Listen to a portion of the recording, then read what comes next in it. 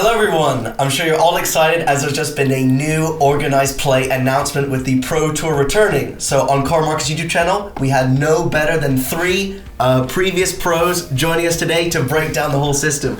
We've got Thoralf, Gab, and Arne. Thank you guys so much for coming on. Before we get into the discussion though, as always, this is insane to have these 3 pros on the video, so don't forget to like and subscribe if you like this type of content, and leave a comment section down below what you think about the new system. But, as it is new, it's very complicated, so I think there's nothing better than a Hall of Famer Gab to break down the new system, so why don't you let everyone watching know what they should be thinking about it. Yeah, previous pro, current pro, hopefully future pro. I'm going to try to keep it simple and not mess up, so basically it's kind of a bit like the old system. For those of you who knew the old system, you have qualifiers, which qualifies you to regional championships, which qualify you to Pro Tours. They're actually bringing back the Pro Tour branding, which qualify you to Worlds. So that's the simple way of seeing it, and there's other details and stuff. And basically I feel like the regional championship is a bit the equivalent of what we had as the player store a few years ago. And the qualifiers, they're not PTQs because they're not qualifying you to the Pro Tour directly. They're qualifying you to the regional championships. And I think the most, for me that was a bit complicated at first, is that there's actually 11 different regions. And I believe these regions are each going to have multiple regional championships. But I believe you're only going to be able to play one regional championship per season that feeds one Pro Tour. So you have 3 Pro Tours throughout the year. That's 3 different seasons. And for each of these seasons, you have a bunch of regional championships and obviously a lot of qualifiers. That's going to be in-store events, probably feeding from also Arena. They said they would make a different announcement for Arena and Magic Online with more details at the end of April. So yeah, Pro Tour branding is back. Worlds is back, about 128 players. And it looks pretty good. Yeah, it does. Okay, well, you talk about Worlds a lot. You've played in Worlds a lot. What is your personal path as a pro player then, I guess, to make it to Worlds? So for Worlds, I need to either go 12-4 or better in one of the Pro Tours, or win or finish second in one of the regional championships. And I think that's about it. You can also qualify directly for Worlds through Magic Online, through the showcase events. So that's going to be 3 times 2 slots, so 6 people are going to qualify for Worlds through Magic Online, which is pretty exciting. And I believe there might be an Arena path directly to Worlds, but that's not clear yet. Okay, that makes sense. And obviously, not being Hall of Famers, sadly, Arne and Thoralf. Arne, why don't you start off? What is your personal path now as a pro player? What is my personal path now? So as an MPL member, I'm qualified for the next 3 regional championships. So that is a nice little advantage I get from my previous performances. And from there on, as Gab described, it's performance at the Pro Tour at the highest level and keep going. I think it's very interesting. The system, I think, is a lot friendlier than what we had before for the people on the starting, the grinders, looking at me 5 years ago, where I just started playing, and you just go into your local store with your friends, with your buddies, you test together, and you play in these local small tournaments, 30 players.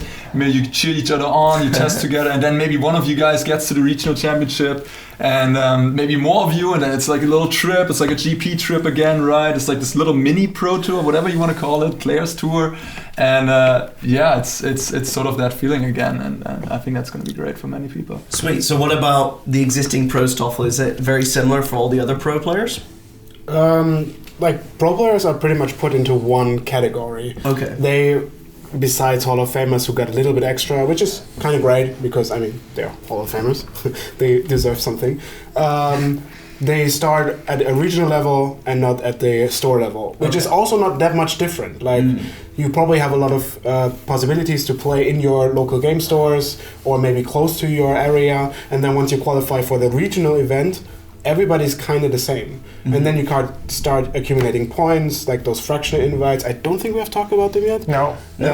So maybe Gab can explain it a little later. And once you are at the regional level, basically everybody is the same. So not that much ahead. Okay, that's true. You mentioned, Arnie, about how you used to be a grinder before being a pro player. I guess for a lot of viewers, and also, I guess me, I'm not on the Pro Tour. What would I have to do starting from the LGS level to make it to the Pro Tour? Yeah, you again get together with your friends, with your buddies, with people that are good or not good, that are on your level, test together and play in these local qualifiers. I assume they will be in all the local game stores that participate in this program. Mm-hmm. And then from there on, if you make it there, if you win, you can go to this regional championship. You can choose one of the, for example, for Europe, I think we have 4 per season, so you can choose to go to Sofia, Copenhagen, Bologna, what have you, and then you can play in one of those. Not in all 4, unfortunately, but you have this entire season to qualify for one of those, so you have time. You're not like under constraint.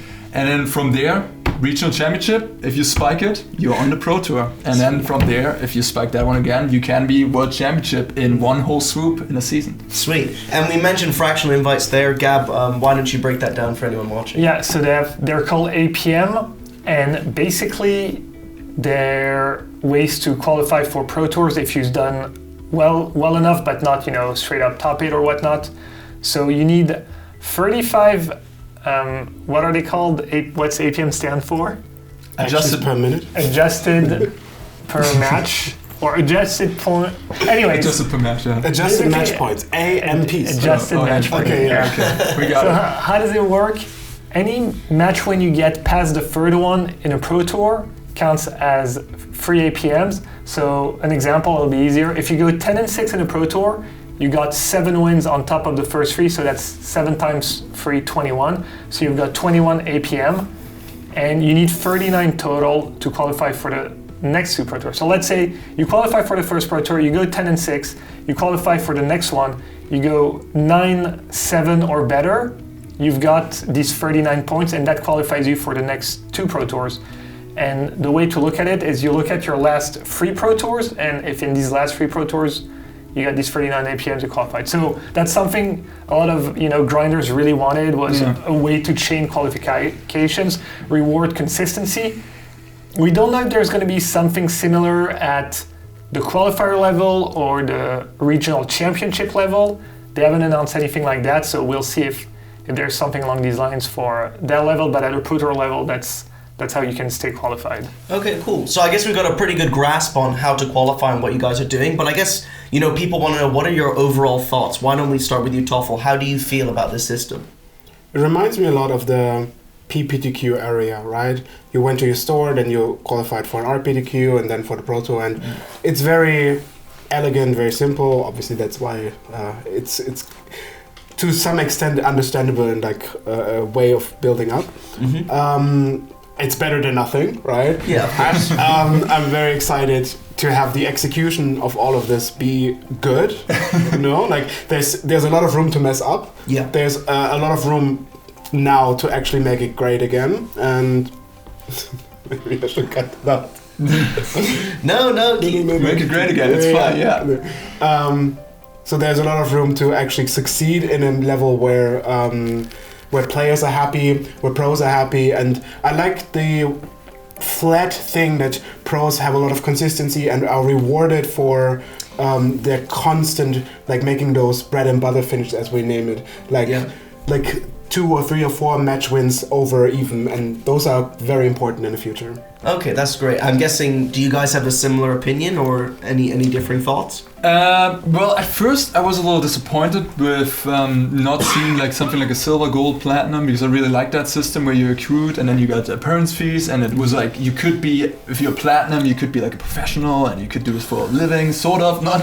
I mean, you could stay above water, let's say. Yeah. We didn't quite get this, but I think as more as I understood it more. Sorry, English is not my native language.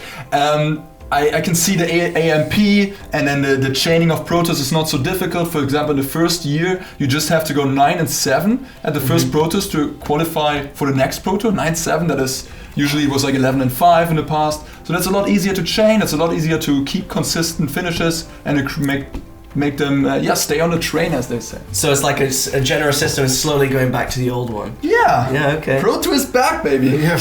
Hopefully. Gab, what about you? Yeah, I feel like the system is good. It makes sense. I think the money is not amazing, but good, and it's kind of what I was expecting in a, you know, I think it's as good as anyone could have expected, honestly. I don't think anyone had like expected it would be much better than that. I think it's a good system. I think it's kind of in line with what they announced a couple years ago when they said they didn't want these pro level systems anymore, but they did want a lot of opportunities to play Magic, open to more people, and, you know, just like robust. At the time they described it as robust tournament system. I feel like it is a robust tournament system.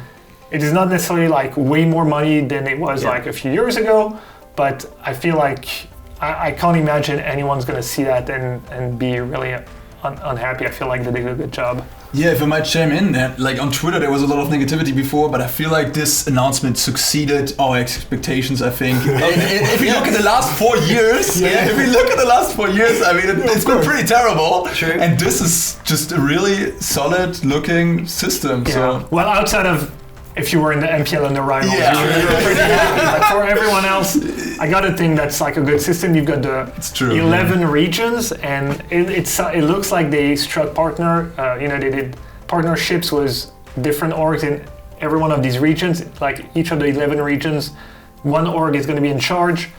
And these regional championships, I think they're the most confusing parts. They're like in between GPs and kind of all the regional players tours, and even like some people could almost call them PTQs or big PTQs.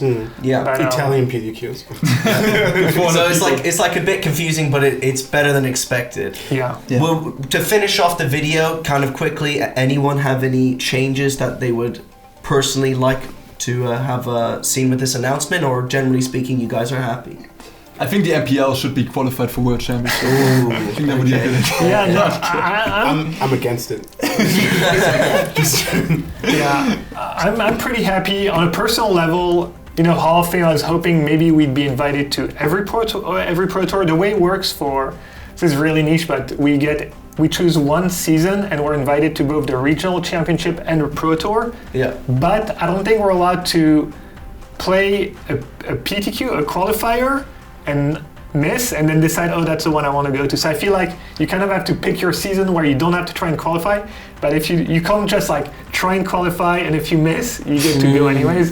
So that's all tricky. But yeah, I think the system is good. I think maybe what we're talking about is, you know, there's the APM at the Pro Tour level, but I think maybe some people are going to be hoping that there's a system to get these fractional invites, even at the, you know, qualifier level. Maybe you keep missing top 8 at the qualifier level, so you never get to the regional championship, and it would be nice that there's like an APM system at the regional level. So more support for less achieving players, like on the Pro Tour. Yeah, or people you know who run a little bad in the qualifiers and just less variant. You know, rewards consistency, and you could imagine a same level at the regional championship. Like, let's say you qualify for the regional championship, but you don't go 12-4 or better, so you don't make it to the Pro Tours, but maybe you win 9-7, and you keep qualifying to the regional championship, but not doing well enough to the Pro Tour. Yeah. So we don't know if that's something maybe they're going to plan for in the future at the Wizards level, or maybe that's going to be something that each orgs at their regional level are going to be able to implement. Yeah.